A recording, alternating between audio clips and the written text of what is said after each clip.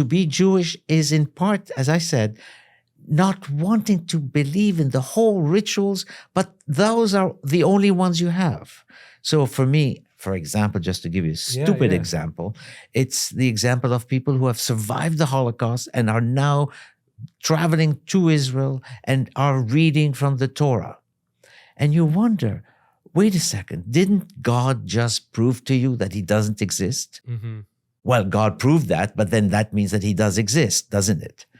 Interesting. And I say, yeah, okay, fine. We're going to play with the words. Okay. Uh-huh. How could you be Jewish after the Holocaust?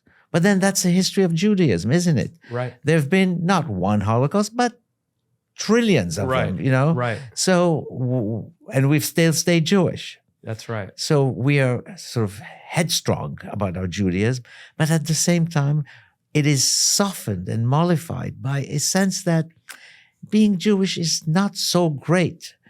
And for many of my time as an Egyptian Jew in Egypt, I felt that I'd rather be Catholic. This doesn't make any sense because the Catholics are doing well. Right. Of course, they were not doing well at all. They were all kicked out eventually because they were all Europeans. Right. And the only ones who were left in Egypt are the Copts, who are Christians. And of course, they're massively discriminated against. Yeah, they're not doing so hot these days. No. Are you resentful of being Jewish? No. No. I am, in fact, that horrible expression, which I use very cautiously, is that I am proud of being Jewish. In fact, I don't want to be anything but Jewish.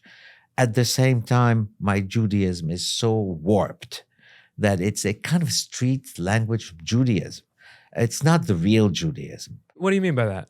I mean, basically, I discovered it when I was in New York, and I used to go to college in the Bronx, and everybody was not even religious, but there were a lot of Jews, and they were all feeling that this is not really the place where I should be, but then there's no other place that I want to be.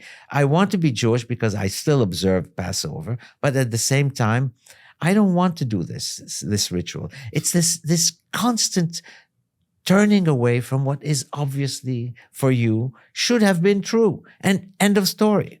Italy, where I've lived, eventually you find that somebody is Jewish after you know them for 3-4 months. Right. Because it sort of slips in, but it slips in with a kind of, you know what I'm saying, don't you? No, I don't know what you're saying. It's sort of secretive. It's not something you reveal to everybody.